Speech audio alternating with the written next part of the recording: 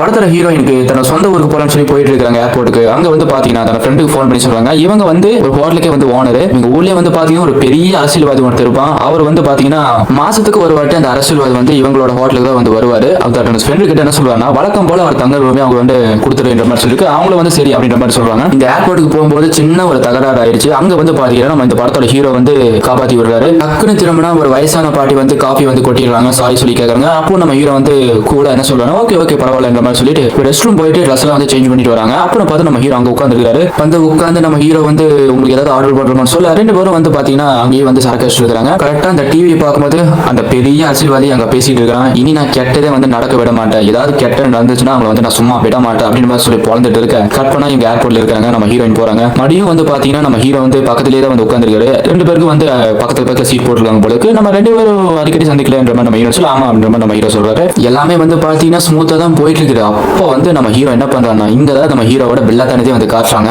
அந்த பெரிய அரசியல்வாதி வந்து வழக்கமா தங்குற ரூமை வந்து மாத்திடு, அது வந்து வேற ரூமுக்கு சேஞ்ச் பண்ணு அப்படின்ற மாதிரி சொல்லும்போது நம்ம ஹீரோயினுக்கு ஒண்ணுமே புரியல. இப்போ வந்து மிரட்ட ஆரம்பிக்கிறான். இவன் போய் அப்படின்ற மாதிரி நம்ம ஹீரோயின் சொல்ல தலையில ஒரே மட்டும் நங்குன்னு மயங்குறாங்க. அவங்க அப்படியே வந்து மடி எந்திரிச்சு பாக்குறாங்க. ஒழுங்கா நான் சொல்றதை கேளு, இல்லைன்னா உங்க அப்பா வந்து ஸ்னைப்பர்ல வந்து போட்டு தள்ளிடுவேன் என்ற மாதிரி மிரட்டுறான். தன் அப்பா வந்து போன் பண்றான். நம்ம ஹீரோயின் வந்து தாங்கி பேசுறாங்க, அழுதுகிட்டே வந்து பேசுறாங்க. டக்கு நம்ம ஹீரோ பிடிங்கி அப்படியே கட் பண்ணிடுறான். சோ அதுல இருந்து நம்ம ஹீரோயின் எப்படி தப்பிச்சாங்க, கடைசியில தனது அப்பா வந்து காப்பாத்தினாரா இல்லையா, அந்த அரசியல்வாதிக்கு என்ன பண்ண போறோம் அப்படின்ற கதை வந்து விறுவிறுப்பா நோடி பரபரப்பா சொன்ன கதை தான் ரெட் ஐ. சோ நீங்க பார்த்து கொண்டிருப்பது ரேஞ்ச் ஒரு எல்லாம் நம்ம சேனல் சப்ஸ்கிரைப் பண்ணுங்க, பக்கத்துல பெல் ஐகானை பிரஸ் பண்ணிக்கோங்க. அப்படி தான் டெய்லி ஒரு வீடியோ உங்க போன் வந்து ரீச்